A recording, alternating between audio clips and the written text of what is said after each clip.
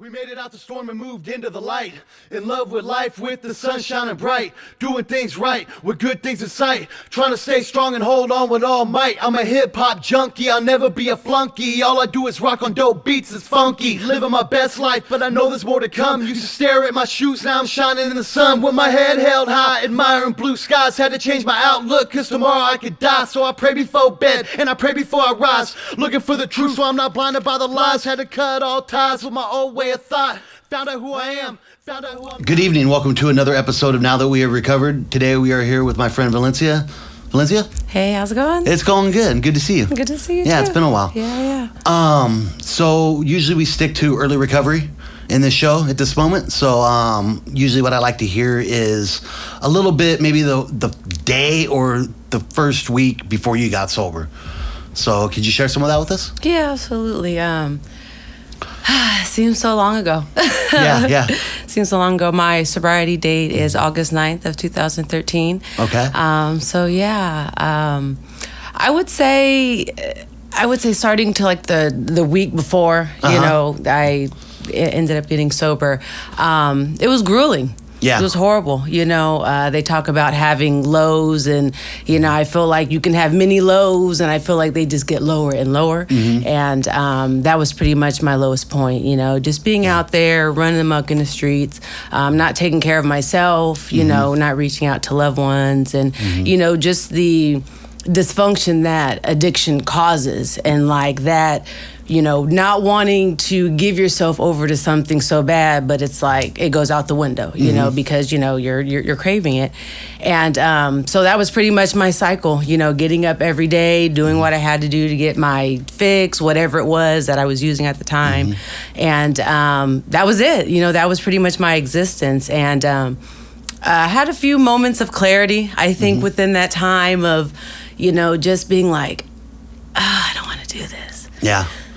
Like I'm tired, that feeling of just like, I'm so tired. And I'm just so tired of that whole, I'm tired, sick and tired of being tired, And actually my experience and how I got sober, it wasn't like I just made the right about decision and then just, decided to get sober because I knew I had to get my life together. Even though I know it was something that I needed to do, I was, content with living my life the way I lived it, and had no motivation to change it or didn't want to have a support group or anything that was going to stop what it is that I was doing. And I actually had a friend at the time. I was living in San Jose. Okay. I had a friend at the time and in my experience, I could tell a really good victim, sob story of my addiction, my disease. And I don't know what I said, but I just, over the course of, getting to know each other, I had probably rattled off, I don't know how many things about my life and how I was this huge victim and poor me, yeah. And, just self-loathing and just self-pity and just all that. And as believable as I thought I was, I guess I wasn't too believable.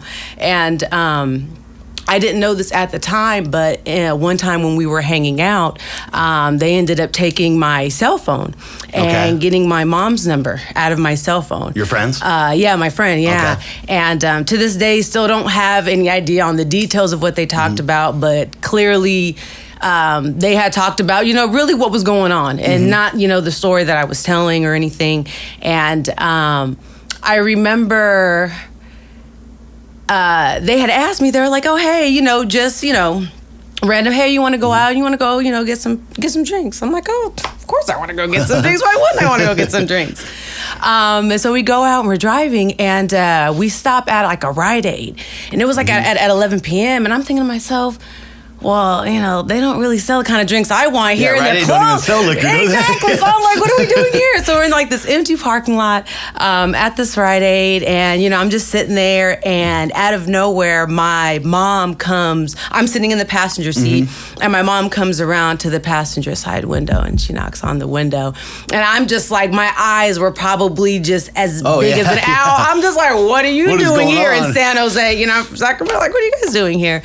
And I remember my mom saying, are you going to get in the car? Are you going to stay here? It was just a very simple question. And I don't even really think I thought about it too much. I was just like, well, I'm really tired and I'm hungry, and maybe I'll take a break. I'll go home.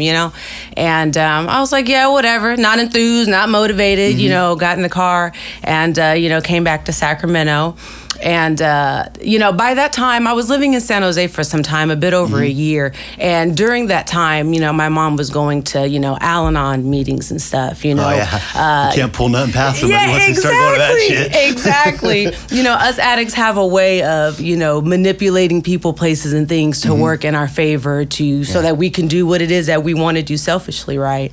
And I was not feeling the fact that she went to Al-Anon because, my whole get down to song and dance, stay, get a couple, get some rest, chill for a bit. Totally didn't work. And I think after like a couple days, my mom was like, you got to figure it out. This back and forth thing, you got to figure it out, And at the time I was, resentful. I was angry. How dare you, but it was really something that was required, I believe, to the foundation of my recovery and getting sober.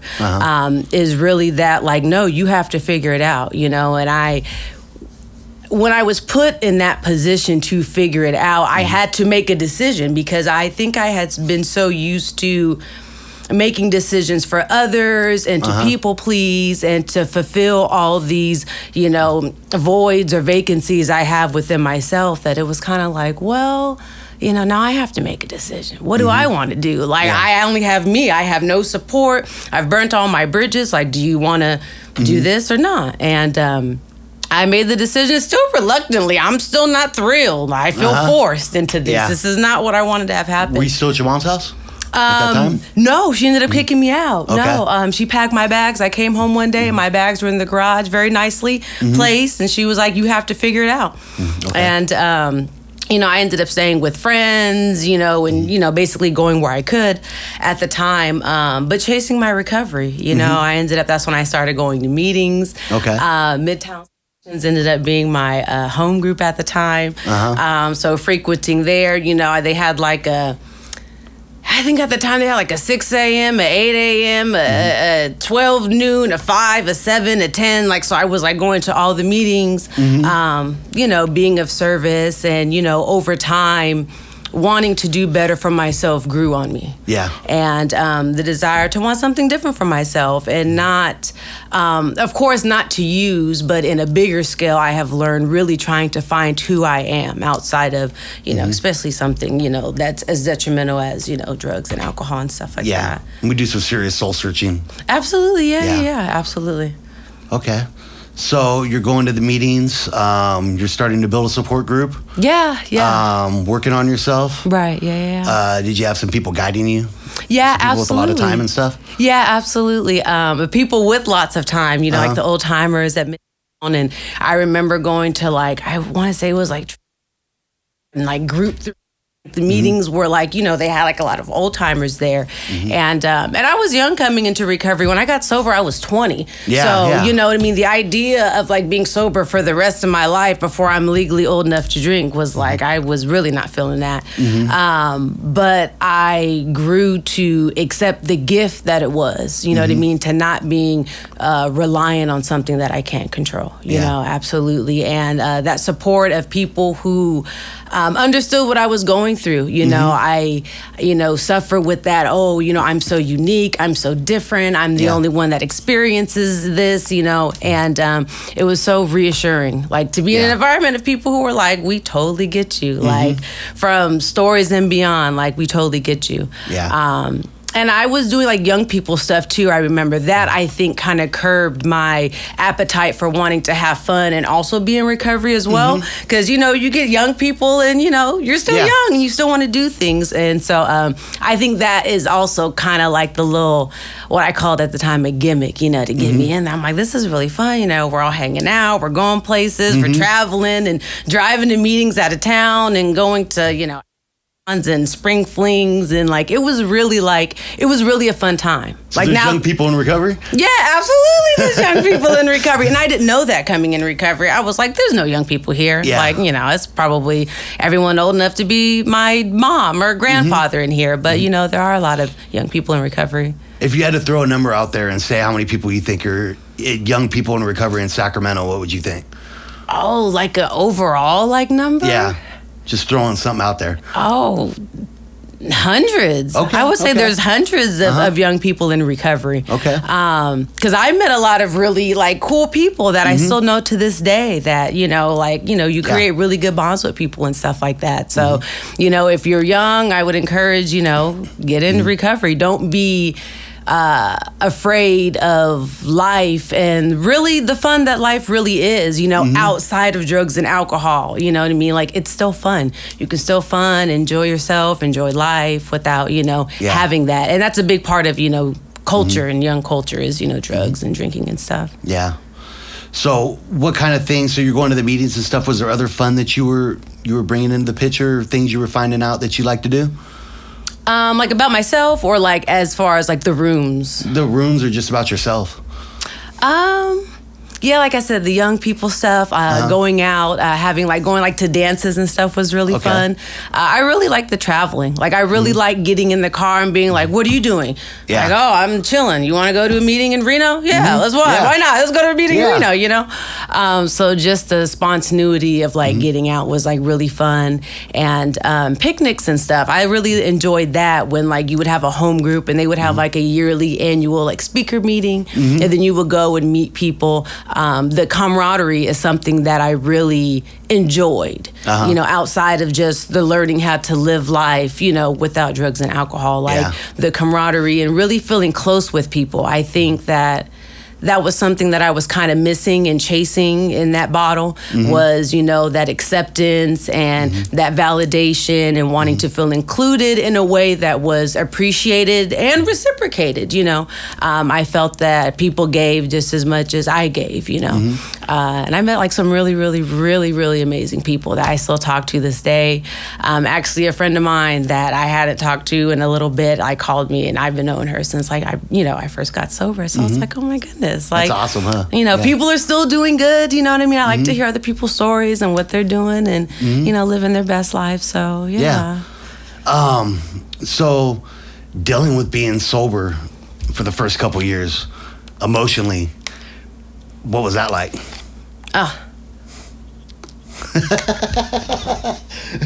It was rough. Yeah? It was really rough.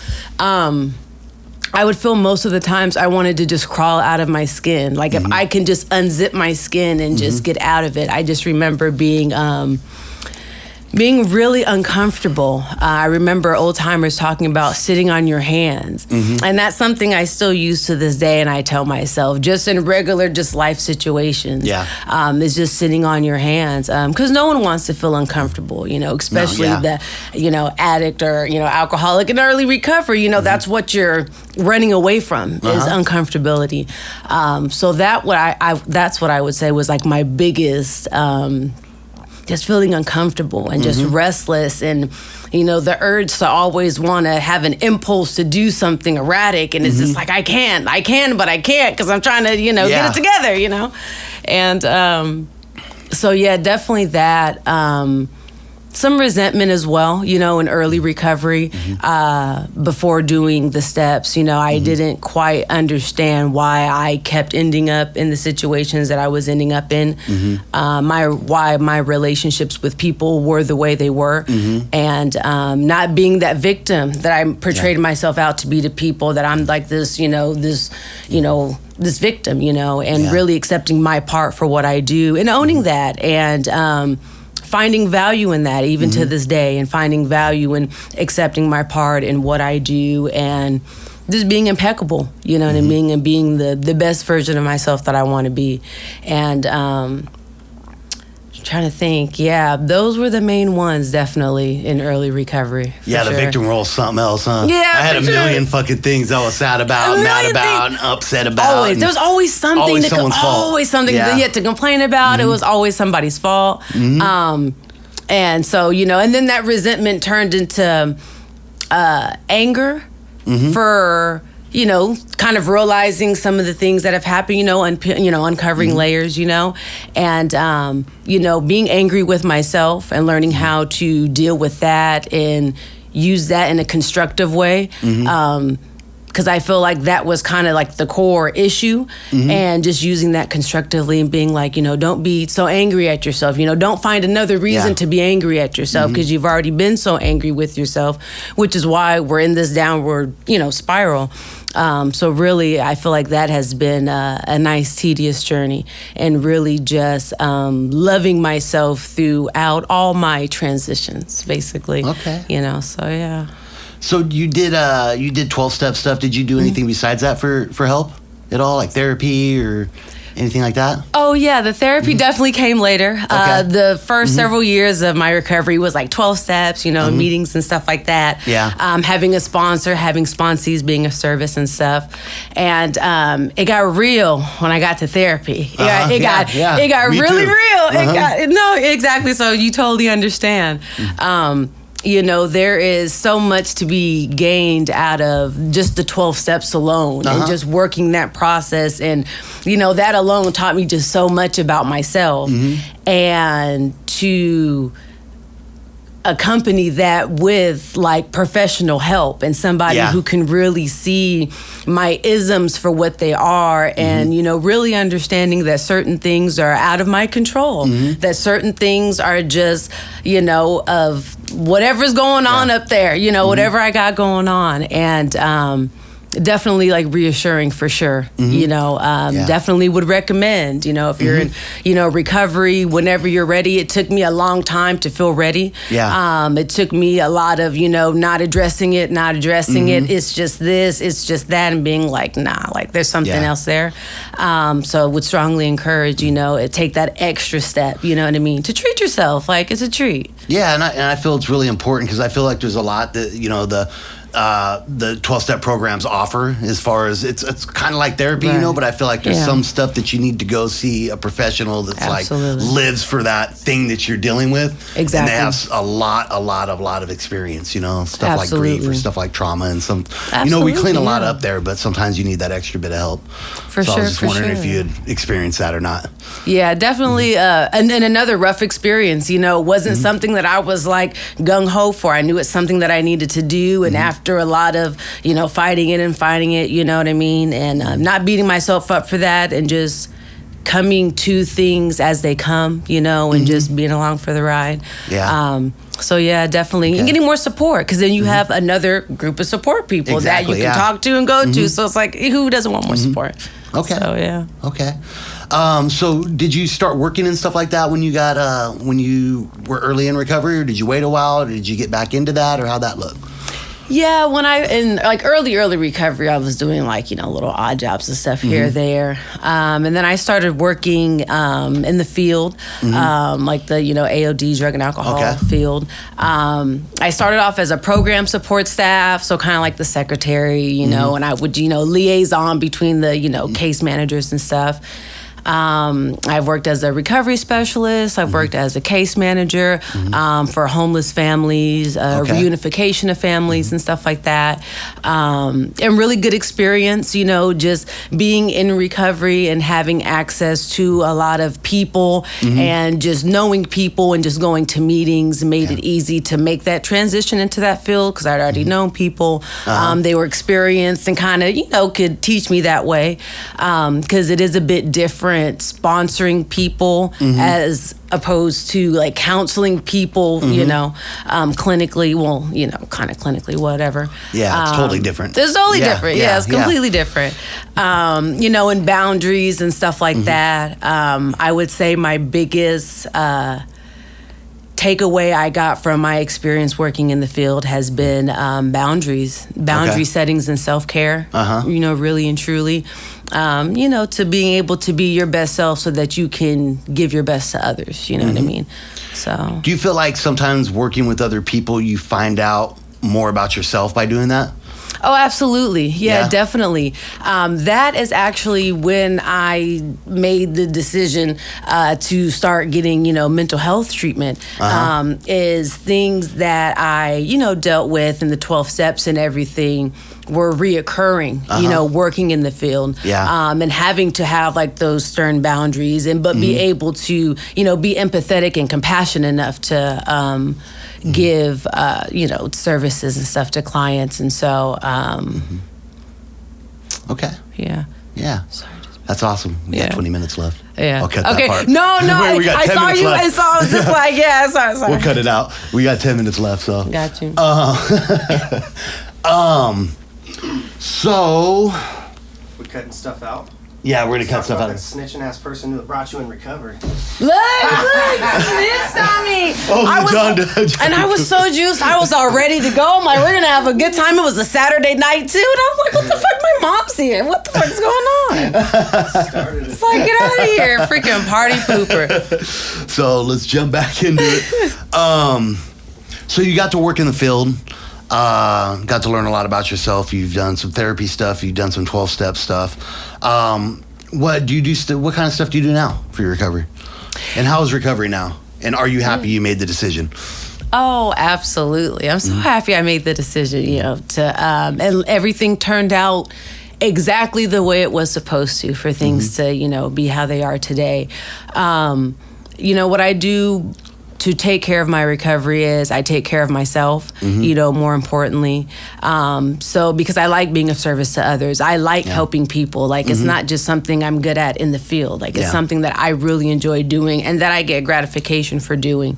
And I have found, kind of recently that I've kind of, lost that attachment a bit in being so readily available to, just be there for everybody all the time, and knowing how to take a step back. And I think that's serving me really well. Definitely, for sure, reaching out to people, still staying connected with people, and really being accountable for the things I do and the things that I appreciate. I appreciate my life today. So I do things and I go about my life, showing my appreciation and sustaining the things. And I appreciate my job, so I show up. Those little things that I remember in early recovery, I feel like have kind of full circled, and they're like really prevalent now of really just being, like really going back to basics. I feel about this last year or so, really like transitioning and being like just enjoying the moment, enjoying the journey, enjoying just, making it to the goal instead of so focused on trying to like make a goal, you know what I mean? Yeah. And, have a great relationship with my higher power. I'm always for being as spiritually enlightened as you can, whatever that looks like for you. That was a big thing for me, and not only my early recovery, but like my life today, is having a really good relationship with my higher power. Like really, truly. Did you have a higher power when you came in? I feel like I knew there was something, but I wasn't convinced that whatever that something was on my side. Okay. That was that resentment, just another thing to hate, another thing to, blame for why everything was going the way it was going. But there were too many instances in my life prior to getting sober and getting sober where my higher power has like showed up, and I have not deserved it like at all, like totally just completely undeserving at the time. And so just that reassurance of, doing things to be the best you and good things happening. It's like, oh, okay, this is kind of nice, Yeah. Where do you feel, what year was it? Because you're coming up on 10 years, right? Yeah. What year do you feel like 9 where years. you really just were in good connection with your higher power? I would say, honestly, it's been strong. But honestly, I've never felt more connected than, I would say, like this past like year. Okay. Definitely. Yeah. Definitely seeing life in a different just eye, and just really being, I thought I was open-minded then, but just really, really being more open-minded and cognizant to just like, just, being the best me for the people in my life, like really keeping it simple, because it really is simple, know? I feel it came for me like the last year or so too, maybe 2 years. It's like I at first you're like, God, you're feeling it in the early recovery, and you're still trying to build the connection, but you're always seeking. And then I went through hell in a part of my life, and I'm like, fuck God, and this and that, and like, this is bullshit. And then I start reconnecting as, I went through all that hell for a reason, and I get to do stuff like this and be here with you now. And I know, right? It's got to be God that does this stuff, you know Absolutely, what I mean? Yeah. Because this is all the stuff that I do now I dreamed about when I first walked in, so. Exactly. That's what it's all about. Yeah. So we're getting closer to where we need to wrap it up. I don't know if there's anything you want to leave us with, or anything else you want to talk about. We got about 5 minutes left. I don't know. I would encourage anybody who's on the fence about, getting sober, because I mean, who wouldn't be on the fence about it, Yeah. To give it a try.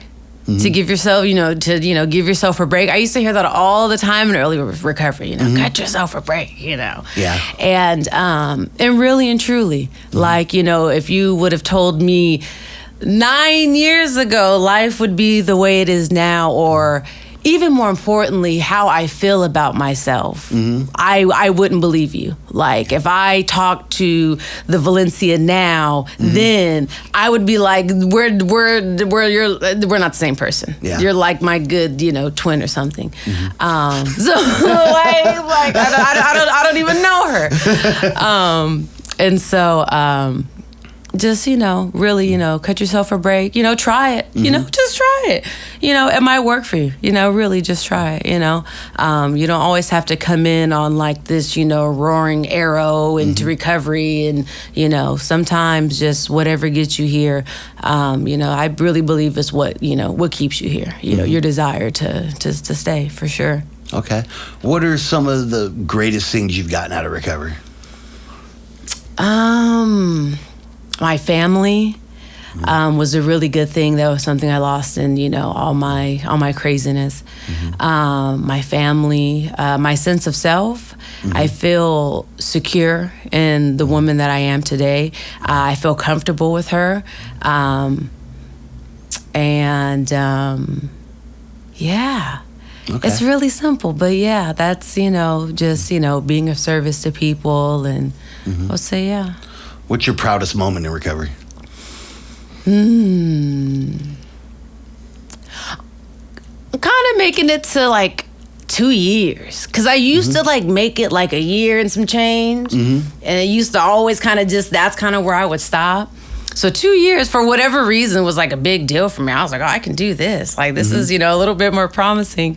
And there's probably been other moments, but I do remember like that was like a big deal, because, you kind of, it's like you almost get over that hump, and then you go start at zero. Then it takes so much momentum just to get back there, like to finally be kind of like to prove myself, wrong. Like, oh, I can do this. You know what I mean? And so you got a good relationship with your family now? Yeah. Oh, yeah. No, for sure. We're so close now. And we, I see them at least like twice a week, talk to them at least twice a week. Okay. And yeah, it's beautiful. It's a beautiful thing. So can you leave us with one more thing? If you had to tell something to women in recovery, what would that be? Definitely you're worth it. And despite how you might feel about yourself right now, you are enough to take the risk and take the chance on yourself to, turn things around.